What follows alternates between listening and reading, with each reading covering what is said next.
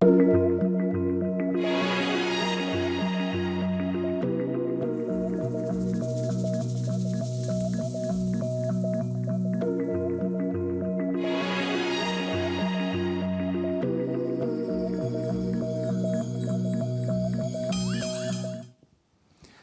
et merci de nous retrouver pour la Foi prise au mot, votre rendez-vous de réflexion et de formation. Cette semaine, nous allons parler des apparitions mariales. Vous connaissez certainement Lourdes ou Fatima, mais connaissez-vous Banneux, La Salette ou Pontmain ?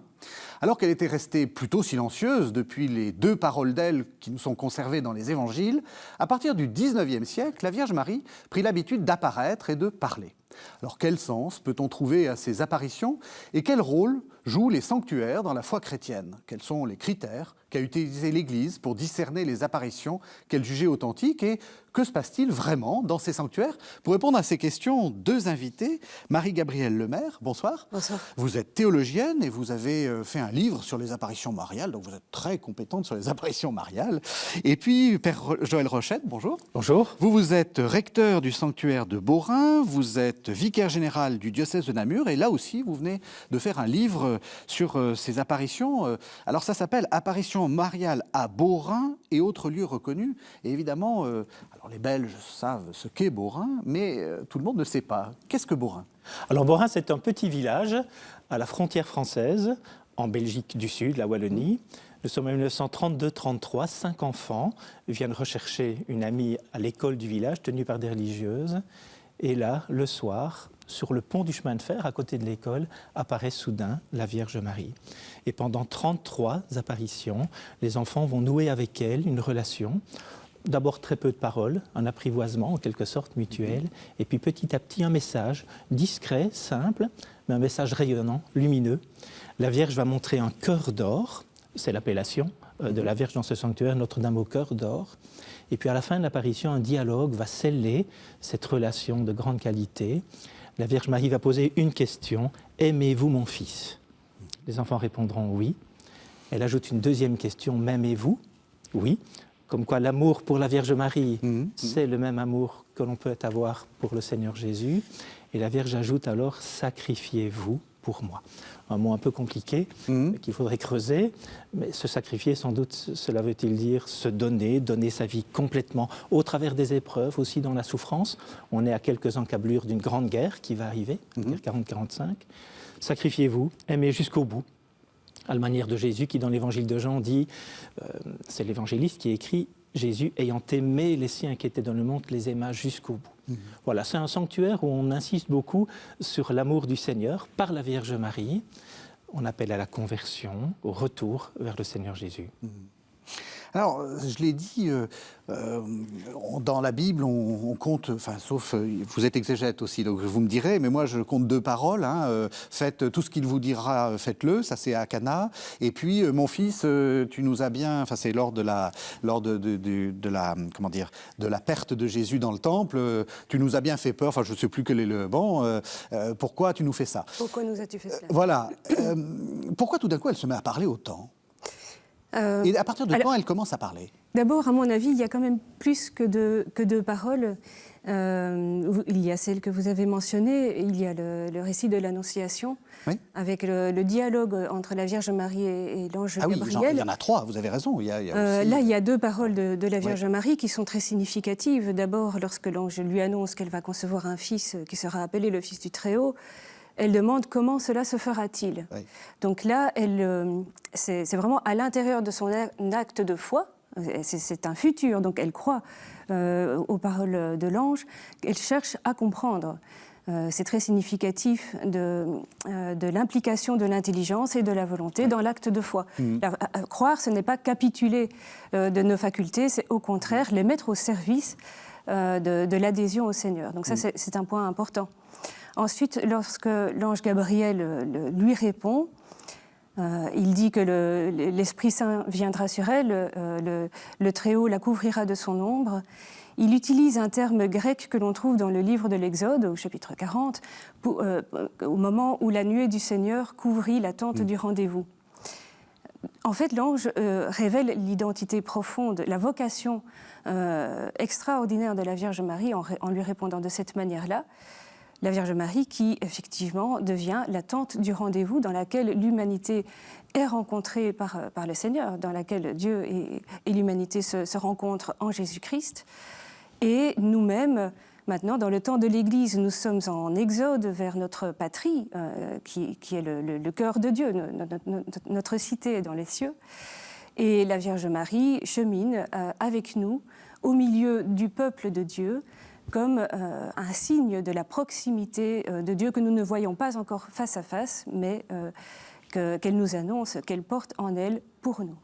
Alors c'est vrai que la Vierge Marie est très discrète dans le Nouveau Testament. Oui.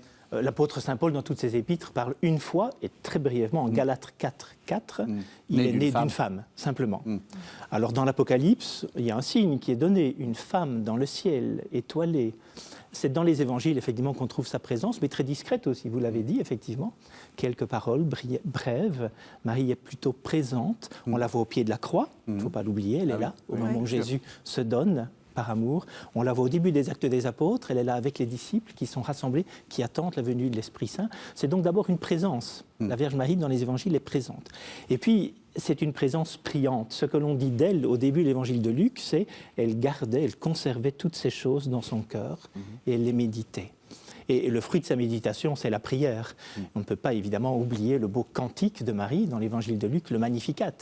Elle va visiter sa cousine Élisabeth et là, il y a un chant qui est en fait tissé de citations de l'Ancien Testament. Ce sont ses paroles à elle, mais l'évangéliste a repris les mots des prophètes, d'Isaïe, d'autres prophètes anciens, des psaumes aussi, pour dire la prière. Alors c'est intéressant parce qu'en disant cela, on dit que c'est une présence discrète, réservée, qui accompagne l'Église, les disciples, au pied de la croix, dans le cénacle, en attendant l'Esprit Saint, et une présence qui prie. Et je pense que dans les lieux d'apparition mariale, on ressent cela. Marie est présence, elle vient indiquer la présence du Seigneur, elle est à nos côtés, elle ne nous abandonne pas, elle est présente, et c'est une présence qui prie elle-même, et elle invite à prier. Je pense que c'est une des constantes dans tous les lieux d'apparition, la prière naît de l'apparition. Oui, allez-y, je vous en prie. Je renchérirais encore, sans transformer l'émission en un cours de théologie mariale. Mais en fait, ça fait du bien un peu de théologie mariale, hein, n'hésitez pas. Oui, et justement, le sens théologique des apparitions mariales, s'il en est un, est à chercher dans l'Écriture sainte, précisément. Oui, puisque c'est à partir de la parole de Dieu que se déploie toute cette intelligence de la foi, du mystère de la Vierge Marie. Donc, c'est toujours important de revenir à l'Écriture. Vous avez mentionné la présence de la Vierge Marie à la croix. À la Pentecôte, elle est présente au milieu des disciples. Là, elle reçoit une seconde fois l'Esprit Saint. Elle avait reçu l'Esprit Saint pour concevoir le Christ. Elle le reçoit à nouveau pour devenir mère de l'Église, pour concevoir le corps définitif du Christ qu'est l'Église. Et je voulais le mentionner parce que, justement, les apparitions mariales exercent, à travers ces apparitions, la Vierge Marie exerce sa maternité à l'égard de tous les hommes. Elle exerce sa maternité spécifiquement à l'égard de l'Église, c'est-à-dire qu'elle œuvre à l'édification du corps du Christ, très concrètement, justement, en suscitant un amour filial à son égard, afin qu'elle puisse exercer plus amplement ses droits maternels sur nous, qui consiste donc à nous configurer à son Fils Jésus-Christ. Et pour revenir sur la parole de Dieu, la Vierge Marie ne vient pas ajouter une révélation à la révélation. Oui, je ne crois pas qu'on peut parler de révélation pour les apparitions. Oui. Donc quelque part, elle vient redire les mots de l'Évangile, pour le temps précis qu'elle choisit, dans la providence du Seigneur, qu'elle choisit pour, non pas corriger, compléter, améliorer la parole de Dieu. En ce sens, j'aime beaucoup une citation de Saint Jean de la Croix, dans la montée du Carmel, qui dit ceci, « Il nous a tout dit en son Fils et il n'a plus à nous parler ». Il dit ça du Seigneur, donc il nous a tout dit en son Fils. Il n'a plus à nous parler, mais nous avons encore à l'entendre. Et la Vierge Marie vient nous faire entendre encore cette parole qui a été dite par le Seigneur dans la révélation de la parole de Dieu. Et la Vierge Marie vient nous faire accueillir davantage cette parole du Seigneur. On va y revenir sur le contenu global, hein. C'est un peu ce que vous avez fait dans ce livre, Joël Rochette, de ce qu'elle dit. Mais justement, quelle place ça a dans l'Église ? Le Père Rochette vient de le dire, ça n'est pas une parole, on pourrait aussi citer l'Épître aux Hébreux, hein. Il a parlé une dernière fois en un fils, et puis c'est la parole ultime. Est-ce que ce sont des paroles ont un rôle, enfin, qui peuvent avoir un rôle dogmatique, par exemple. On peut se fonder sur une parole de la Vierge Marie dans une apparition pour fonder tel ou tel dogme. On pourrait, ou c'est juste, c'est exhortatif. Enfin, quel est le rôle de ces paroles dans la théologie? Que les apparitions mariales relèvent davantage du charisme prophétique de l'Église. D'accord. Il s'agit d'une, comme le cardinal Ratzinger le disait au moment où il était donc président de la Congrégation pour la doctrine de la foi, les apparitions mariales n'ajoutent pas quoi que ce soit au contenu de la révélation, mais elles nous aident à en vivre. C'est tout à fait le charisme prophétique d'exhorter, de consoler, d'expliciter, de montrer comment, ici et maintenant, il s'agit de vivre de notre adhésion au Christ. Donc effectivement, si maintenant une apparition mariale prétendait nous révéler un dogme, là on aurait un souci. Ce serait plutôt un motif pour rejeter l'apparition en question. La Vierge Marie ne va pas nous ajouter une révélation. Elle-même reconnaît dans son Fils la totalité de la vérité. Donc il faut absolument que ça transparaisse dans les apparitions. Mais justement, on pourrait se poser la question du rapport entre les apparitions et ce que dit Marie et le rôle de l'Esprit Saint. Est-ce que c'est un Esprit Saint en petit, sans les ailes, ou est-ce que c'est... voyez, est-ce qu'il y a quelque chose... Ça, c'est une question très, très délicate et difficile, je trouve, théologiquement. C'est pour ça que je la pose. Oui. Alors, je verrais plutôt la place de l'Esprit Saint en ce qui concerne la Vierge Marie, en le mettant en relation également avec l'Église qui bénéficie de l'assistance de l'Esprit Saint. Parce qu'il s'agit pour nous je me répète déjà, de devenir le corps du Christ. C'est important. De devenir le corps du Christ. Et donc, il y a une épiclèse à prononcer sur l'humanité. Et la Vierge Marie est toujours et partout la mère du Christ. Donc, toujours et partout, elle exerce avec le concours de l'Esprit Saint sa maternité et son rôle unique par rapport à l'avènement du Christ dans les consciences, dans le monde, jusqu'à la parousie. Revenons sur l'Écriture sainte. On a commencé à dire qu'elle a ce rôle de prière, enfin vous l'avez montré.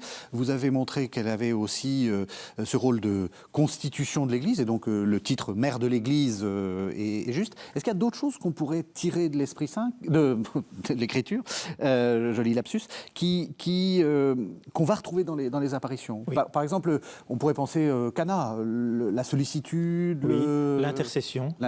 Faites tout ce qu'il vous dira. Effectivement, la Vierge Marie n'initie pas elle-même dans les lieux d'apparition un mouvement, une activité, un choix pastoral du tout. Elle invite effectivement à rejoindre, à se mettre à l'écoute de son Fils et à rejoindre l'Église. C'est systématique. En tous les lieux, elle conduit à l'Église. C'est ça. Elle conduit à l'Église. Un autre point très important, c'est le début de l'Évangile. Comment commence la mission vraiment apostolique du Seigneur? Il commence en invitant à la conversion. Convertissez-vous et croyez à la bonne nouvelle. Cet élément, cet appel à la conversion est récurrent dans toutes les apparitions reconnues. C'est ça. Effectivement, une invitation à convertir. Et la Vierge Marie indique qu'elle participe elle-même, qu'elle coopère à ce mouvement de conversion des pécheurs. Au Los, par exemple, elle dit « Mon fils a prévu ce lieu pour la conversion des pécheurs ». À Beaurain, elle dit elle-même « Je convertirai les pécheurs ». Au sens, je les réorienterai, je les retournerai pour qu'ils prennent le bon chemin, qu'ils deviennent disciples du Seigneur. C'est sûrement un élément très important, la conversion, et à Lourdes, pénitence, pénitence, pénitence, ce mouvement, effectivement, de retour à une foi profonde et un amour du Seigneur, avec aussi la reconnaissance de son péché, de sa faiblesse, du mal présent dans le monde.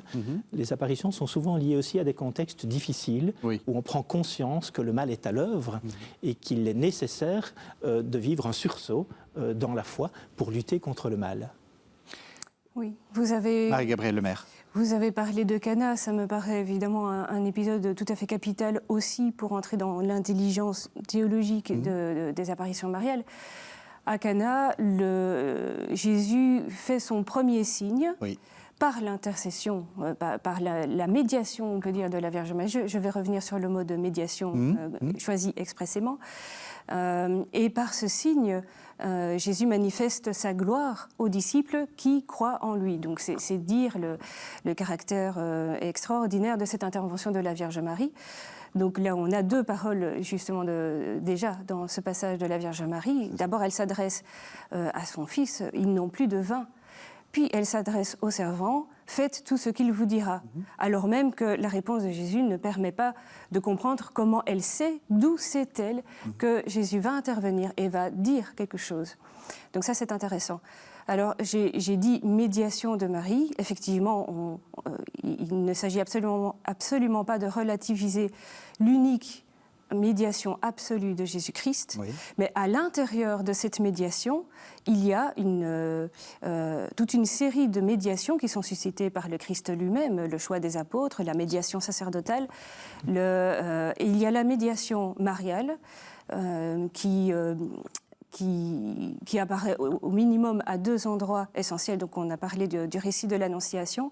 Lorsque la Vierge Marie répond à l'ange « Qu'il me soit fait selon ta parole », elle pose un acte de liberté qui montre que la manière en fait dont le Seigneur veut agir dans nos vies avec le concours de notre liberté, c'est le fondement même de toute la théologie mariale dans sa spécificité catholique, oui. de mettre en avant une doctrine de la coopération au salut. Oui.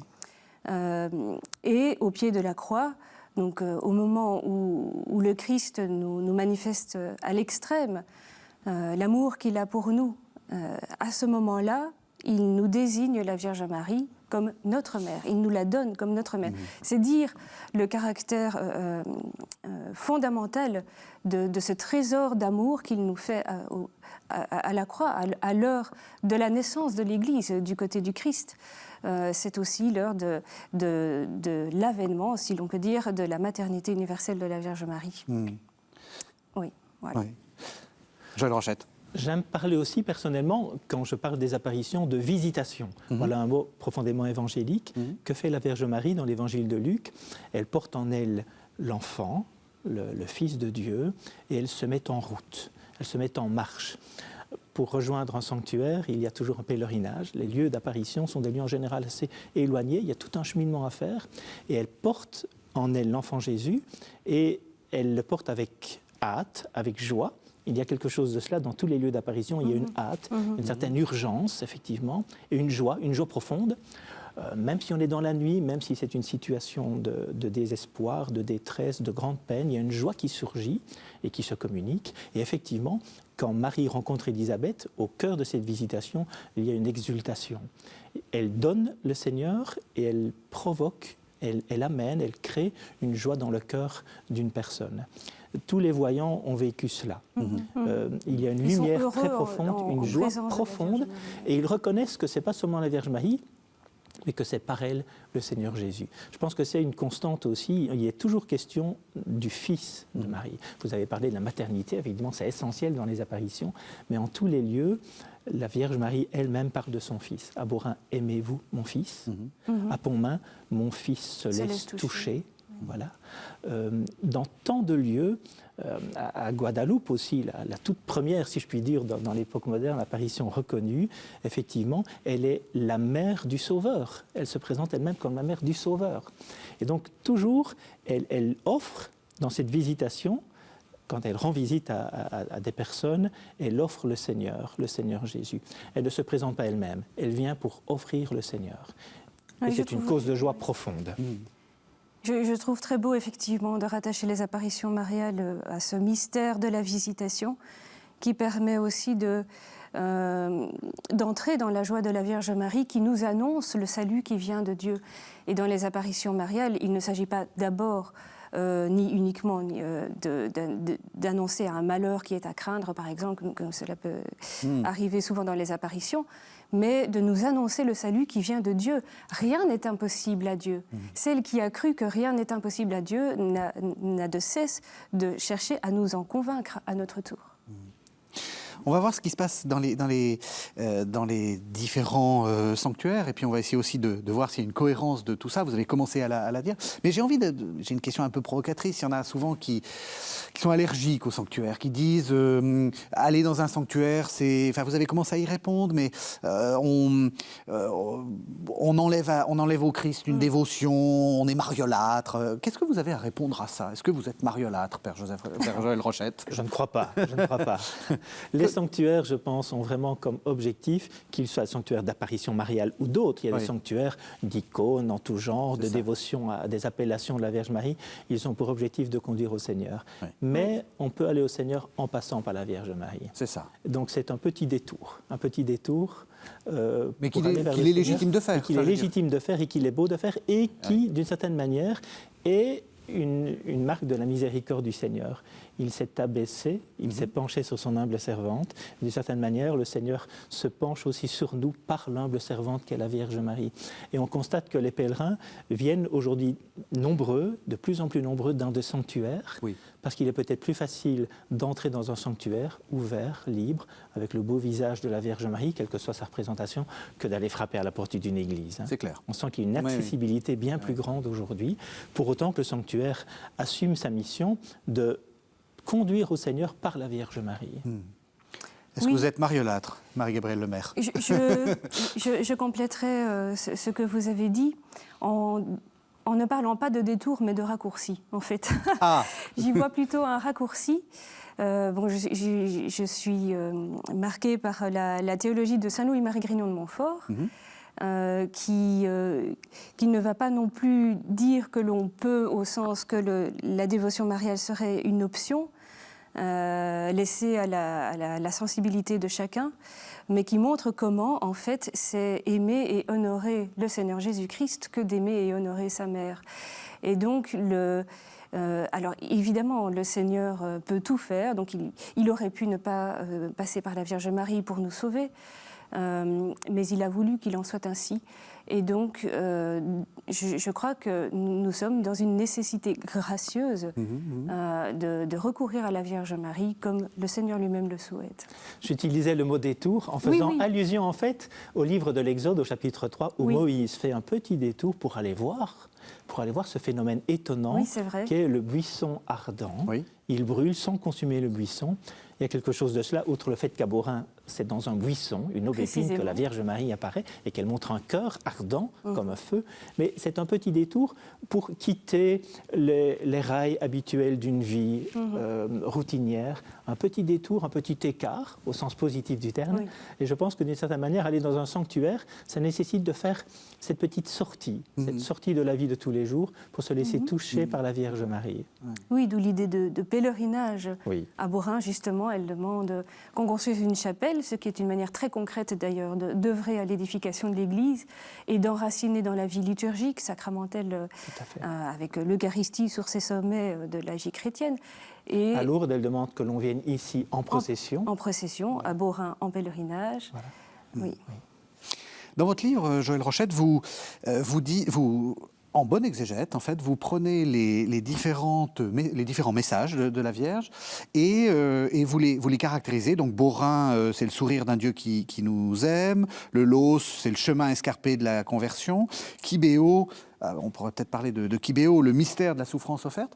Est-ce que, donc, en lisant vos titres, on se dit, elle dit des choses différentes.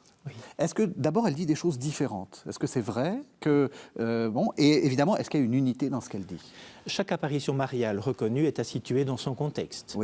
On n'apparaît pas au XVIe siècle à Guadeloupe comme on apparaît au XXe siècle à Kibéo, en Afrique. La culture est différente, les voyants sont différents, la situation de l'Église, les besoins spirituels sont différents. Et donc la Vierge Marie s'adapte non seulement dans ses atours, elle s'habille différemment, mais aussi dans son attitude. Elle est en pleurs à la Salette, elle est rayonnante et souriante à Beaurain. Mais elle s'adapte aussi, elle modifie sa manière d'être pour correspondre à la situation des voyants, des enfants. En général, ce sont très souvent des enfants, d'ailleurs, qui sont bénéficiaires. Il faut dire qu'un enfant, il est vierge de toute conception, il fait confiance en l'avenir, il a l'avenir devant lui. Mais la Vierge, effectivement, a un message circonstanciel, effectivement. Fatima, nous sommes au cœur de la Première Grande Guerre mondiale. Banneux-et-Beaurain, c'est avant la Deuxième. Kibéo, vous l'avez cité, c'est évidemment avant le terrible génocide de 1994. Et donc, le message... Je préfère parler personnellement de présence. Il y a un message, mais il y a plus que des paroles. Il y a une attitude, il y a une relation. La présence est caractéristique du lieu et de la situation dans laquelle on se trouve. Akibéo, effectivement, elle fait voir déjà, dans des visions assez douloureuses, terribles, la catastrophe qui va arriver, en invitant à la conversion. Il est possible, effectivement, non seulement de traverser l'épreuve, mais il est possible de se convertir et d'agir. Elle invite les croyants, les voyants, à témoigner d'une possibilité d'action avec la grâce de Dieu pour vivre dans le monde, faire face à la réalité. Ça aussi, c'est intéressant théologiquement. On voit bien que la Vierge Marie s'adapte à l'histoire des hommes. Enfin, il y a quelque chose d'une sorte de présence au monde. Oui, absolument. Ce que je trouve intéressant théologiquement, effectivement, c'est que dans les apparitions mariales, on a deux dynamiques conjointement. D'une part, l'irréductible singularité de chaque apparition mariale, jusque dans les traits que la Vierge Marie prend, et une dimension universelle. C'est tout à fait dans la logique de l'incarnation. Le Seigneur nous rejoint dans ce qu'il y a de plus spécifique dans nos vies à chacun, pour nous dilater en même temps aux dimensions universelles de la grande question de l'humanité, de son retour à son Seigneur. La dynamique donc, entre l'universel et le concret, la dimension spécifique de l'histoire dans laquelle ont lieu telle ou telle apparition, montre encore la dimension pédagogique de l'intervention de la Vierge Marie auprès de l'humanité, qu'elle éduque, si je puis dire, à la liberté des enfants de Dieu, une liberté qui ne s'acquiert que dans la dépendance à Dieu, et non pas dans le reniement de Dieu ou dans l'oubli de Dieu. Vous l'avez dit, mais quelle est l'unité ? Enfin, qu'est-ce qui, au-delà de ces... Vous l'avez déjà dit, mais rappelons pour les téléspectateurs, soyons très pédagogiques, qu'est-ce qu'elle continue de dire tout le temps ? Convertissez-vous. Je pense que la conversion, l'appel à la prière, le désir d'aller vers son Fils, la présence de son Fils et l'orientation vers l'Église. Ce sont quelques éléments, je crois, qu'on retrouve systématiquement dans chacun des lieux d'apparition. Certainement, je pense, en premier lieu, une paix qui est apportée. Dans une situation de détresse, de difficulté, de peine, elle n'apparaît pas au cœur des palais riches, elle n'apparaît pas dans les lieux de confort, de luxe, elle apparaît toujours à la marge, dans des lieux de faiblesse, d'humanité profonde. C'est notre condition humaine, dans sa simplicité, sa pauvreté et sa beauté en même temps. Elle apparaît dans ces lieux-là pour apporter une paix profonde, dans des époques troublées. Elle n'apparaît pas quand tout va bien. Elle apparaît quand on est dans un moment de crise, de difficulté. Il est rare que tout aille bien. Oui. Et elle ajoute effectivement qu'il faut aller vers son Fils, qu'il faut revenir à lui. C'est le cœur vraiment de l'Évangile, c'est ce cœur-là qu'elle donne, revenir à son Fils, avec effectivement l'appel à la conversion, la prière. La prière, ça c'est essentiel. Elle vient réveiller notre appel à la prière qui souvent s'endort. Je pense que la Vierge Marie, effectivement, régulièrement, et sans doute le fait-elle et le fera-t-elle encore, elle vient réveiller les communautés chrétiennes, et puis le tout venant, tous ceux qui sont là au bord du chemin et qui cherchent un sens à leur vie, pour les appeler par la prière à revenir à Dieu. Est-ce que tous les gens qui ont des apparitions ou qui disent avoir des apparitions, les voyants donc. Voilà, tous les voyants ça fait des bons sanctuaires? Ou est-ce qu'il y a un discernement de l'Église? Est-ce qu'il y a quelque chose pour vérifier que c'est cohérent? Est-ce que justement un discernement théologique est à l'œuvre? Oui, alors évidemment, une apparition mariale pourrait être reconnue par l'Église, doit être validée donc par tout un processus de reconnaissance qui passe par différentes étapes, chacune cruciale. En fait, il faut attendre le Concile de Latran en 1516 pour voir une première procédure de légifération en matière de reconnaissance des apparitions mariales. Et à ce moment-là, c'était le Saint-Siège qui seul était apte à poser le jugement. À partir du Concile de Trente, la responsabilité sera déléguée à l'évêque du lieu. Donc on en est encore là aujourd'hui. La reconnaissance par l'Église relève de la compétence de l'évêque du lieu. Cette reconnaissance est une longue affaire. Oui. Dans un premier temps, on ne croit pas les voyants. Oui. Et c'est très bien qu'on ne les croit pas. Alors ça, on met à l'épreuve. C'est systématique. C'est systématique. C'est systématique. Oui. Il faut beaucoup de temps, on ne les croit pas, et non seulement on ne les croit pas, mais ils en souffrent terriblement. Oui. Ils souffrent de mépris, de raillerie, on les accuse d'être des menteurs. À Beaurain, dans le jardin de l'école, la mère supérieure avait fermé les grilles, lâché les chiens. Elle refusait que les enfants viennent dans les lieux pour jouer cette comédie, comme elle disait. Une petite anecdote, quand la Vierge apparaissait, les chiens s'arrêtaient d'aboyer, et la petite Gilberte a dit, ce sont les premiers qui nous ont cru. Bien avant l'Église, bien avant la mère supérieure. Et tant mieux que l'Église n'avale pas n'importe quoi. Ah oui, non, mais heureusement qu'il y a cette longue maturation, reconnaître les signes, voir la conformité avec la tradition de l'Église et avec la parole de Dieu, le lien à l'Église, et puis aussi les fruits spirituels dans la vie des voyants, qui ne sont pas des saints. Il y a quelques exceptions, quelques-uns ont été conduits à la béatification, à la canonisation, mais la plupart vivent une vie toute simple, une vie qui est comme la nôtre, la vôtre, la mienne, une vie faite de haut et de bas, mais qui sont profondément attachés au Seigneur, par une vie de foi et de vérité. Et donc le processus est un long processus, et heureusement, l'Église prend le temps. En général, c'est 10, 15, 20 ans, et parfois 3, 4 siècles. Oui. On vient de reconnaître aujourd'hui des lieux d'apparition anciens, parce que l'Église a pris le temps de discerner. Beaurain, c'est allé vite. C'est allé vite. Oui. En 1949, reconnaissance par l'évêque du lieu, avec l'assentiment du Saint-Siège. Et là aussi, difficulté, il y a eu des oppositions, il y a eu des... Oui, énormément d'oppositions. Le phénomène a été connu par la presse à l'époque. Beaucoup de gens sont arrivés. On a plus de 150 médecins et spécialistes en tout genre qui ont interrogé les enfants. Ils étaient 5. Donc on a essayé de confronter leur position. Et puis aussi une difficulté parce qu'un lieu d'apparition entraîne aussi toute une série de choses qui tournent autour. Il y a eu à la suite de Beaurain et de Banneux, puisqu'ils les deux se suivaient, une traînée de poudre d'apparitions, de fausses apparitions. Oui. Donc on sent qu'un événement comme celui-là suscite des interrogations, voire des autosuggestions de personnes qui se sentent appelées ou qui croient voir eux aussi. Et l'Église alors doit suivre avec patience un discernement riche pour arriver à une décision importante. Puis ça prend du temps. Pourquoi est-ce qu'on va dans un lieu d'apparition ? Quand on réfléchit par exemple à la différence entre Beaurain et Częstochowa, il y a une icône particulièrement vénérée. Donc là, on va voir ou toucher un objet qu'on vénère.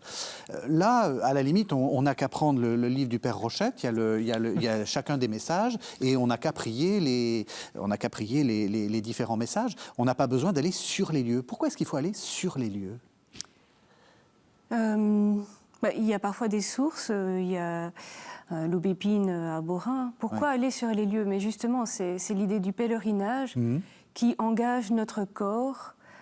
C'est une manière de faire pénitence, précisément. Engager notre corps pour disposer notre esprit dans la décision de suivre le Christ.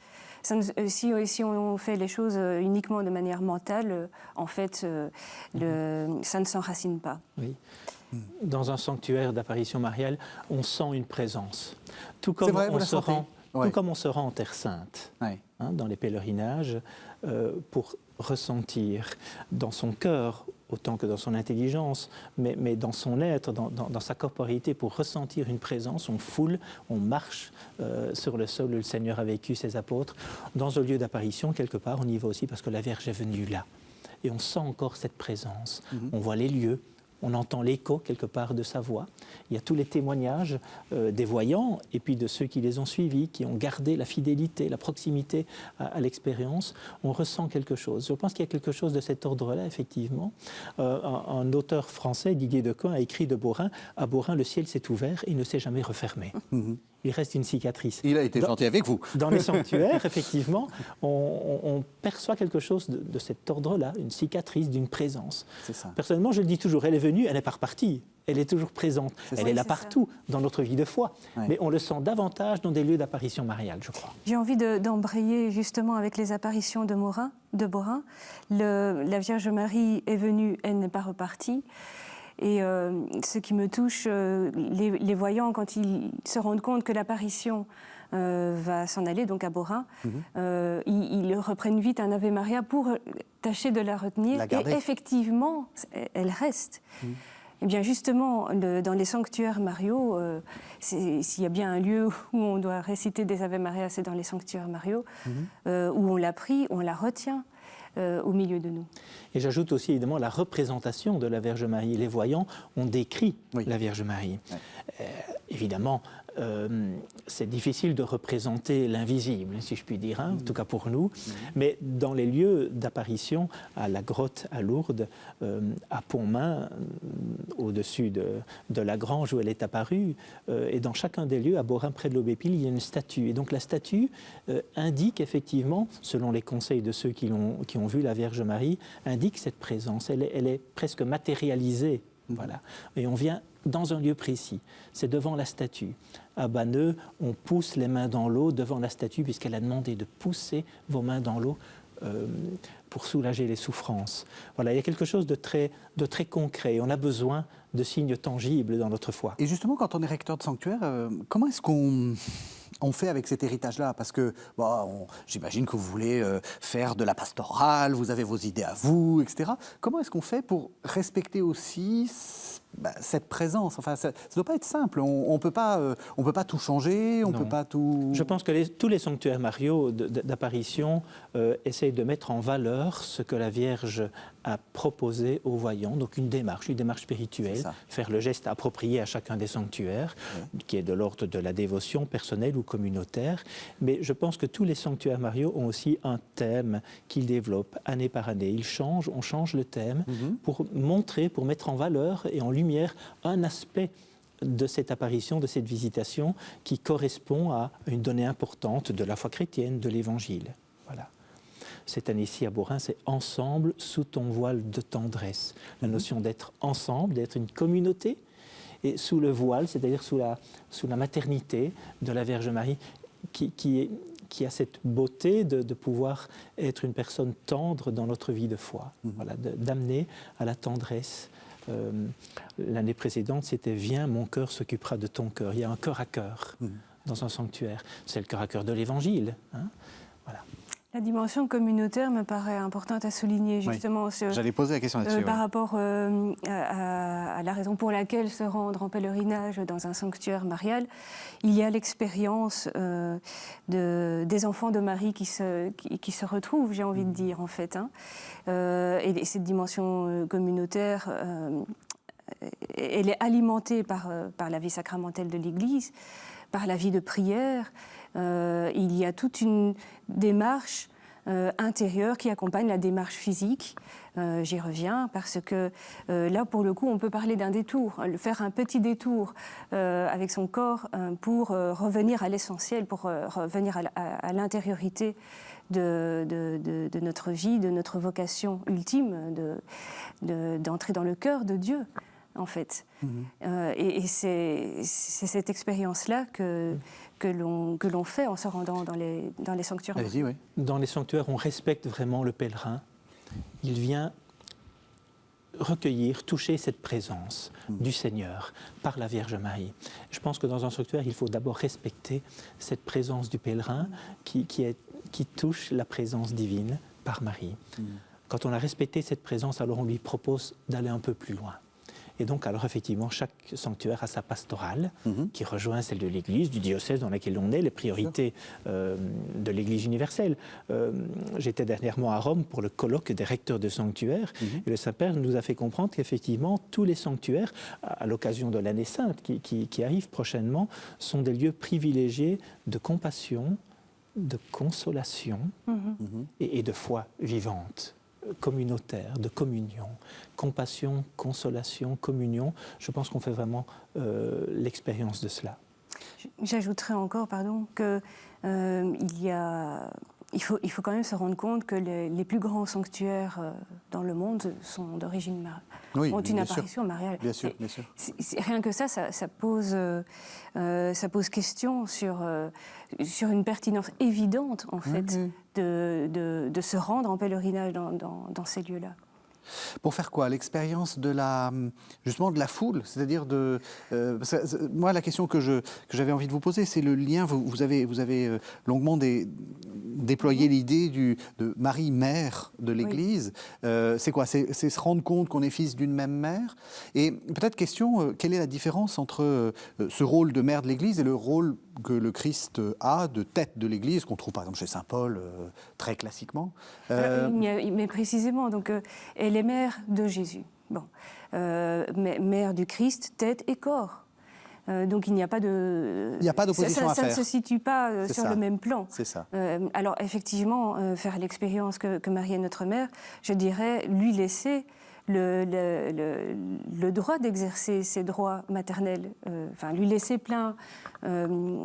toute latitude pour exercer elle-même sa puissance de maternité pour nous conformer au Christ, en fait. Mm-hmm. C'est dans ce sens-là. Et dans le Je vous salue Marie, que les pèlerins prient des millions d'exemplaires chaque jour dans les lieux de sanctuaire, on dit « elle est mère de Dieu », mais avant ça on dit « Sainte Marie, mère de Dieu ». Il y a aussi évidemment un beau témoignage de sainteté. C'est ce qui touche, je crois, particulièrement les pèlerins, c'est de voir qu'une personne, un être humain, c'est pas une déesse, c'est un être humain comme vous et moi, rayonne d'une vraie sainteté. Et elle attire à elle est témoin, exemple. Elle est mère, au sens que vous dites, mais également elle est une invitation à la suivre sur le chemin de la sainteté. Elle est la première en chemin, comme dit un cantique qu'on chante dans les sanctuaires, la première en chemin pour inviter à la suivre. Elle vient du ciel et elle y retourne, même si elle reste présente dans chaque sanctuaire. Et donc le pèlerin sent qu'il peut la suivre, il peut lui faire confiance, mettre sa confiance en elle, qui est une mère, et nous sommes ses enfants, mais pour suivre un chemin qui conduit vers le Père. Et justement, un des chemins privilégiés, c'est la prière du chapelet. La demande de prier le chapelet est un des thèmes récurrents dans les apparitions mariales. Pourquoi? Parce que le chapelet, c'est la méditation des mystères de la vie du Christ.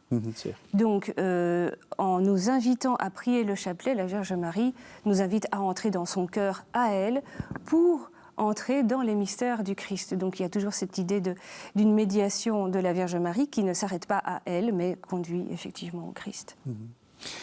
D'expérience comme recteur de sanctuaire, vous devez voir toute l'humanité arriver.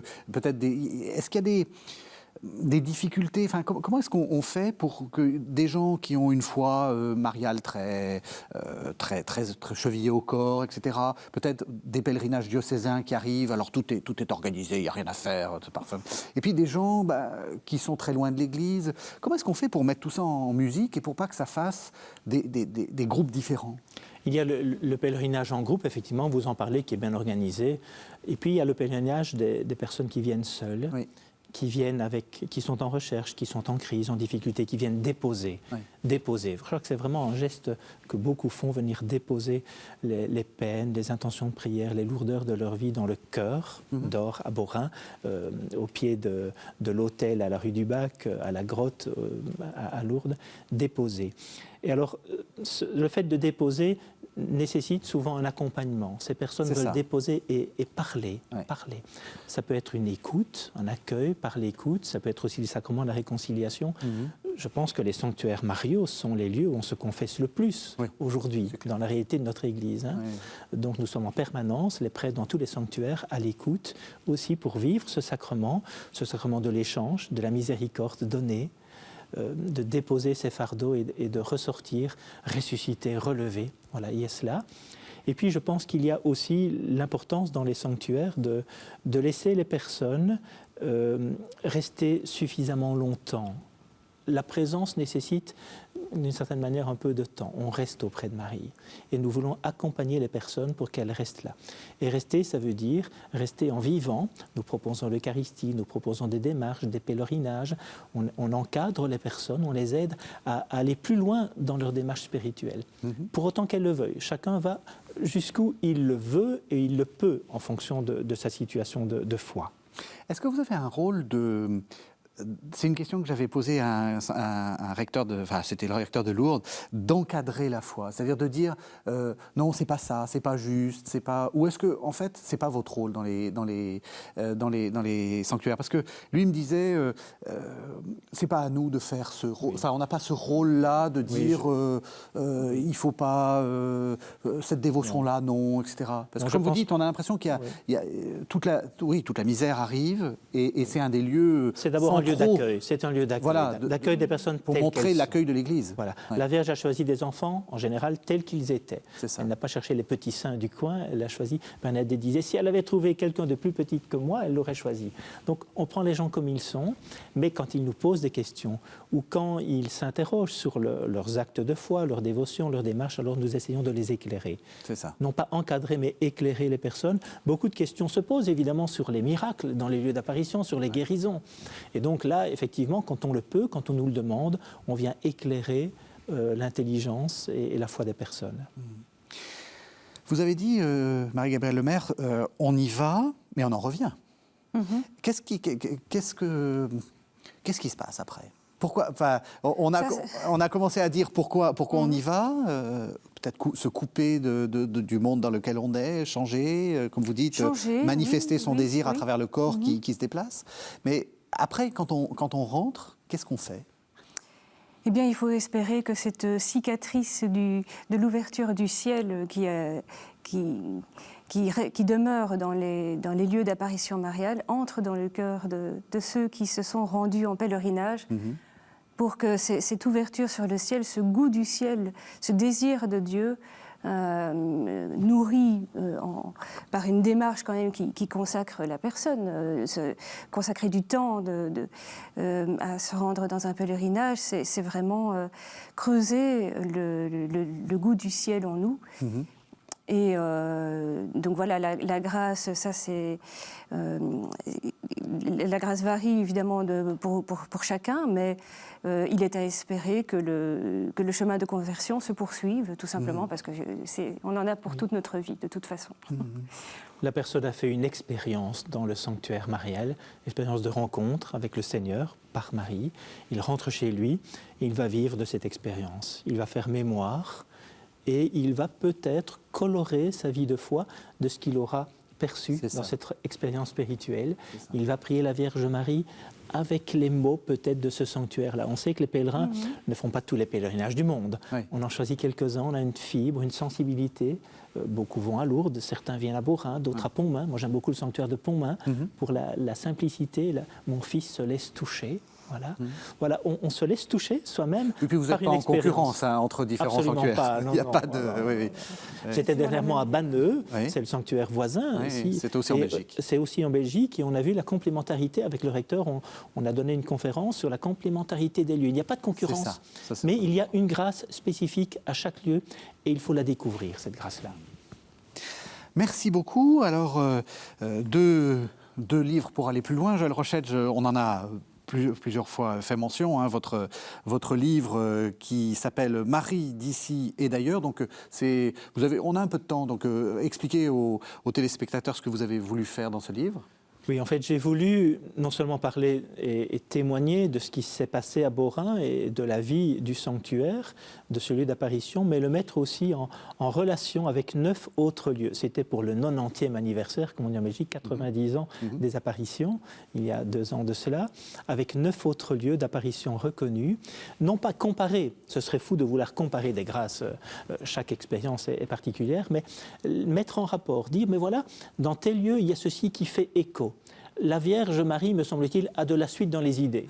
Et donc, quand elle apparaît quelque part, ailleurs, il y a comme un écho, il y a comme une suite, un prolongement. Je pense que Beaurain suit vraiment Fatima, comme Banneux suit Lourdes. Il y a des proximités très fortes. Et j'ai essayé de montrer cette trajectoire, en quelque sorte. Une analyse des messages que j'ai trouvé très, très intéressant. Donc, c'est aux éditions de l'Emmanuel.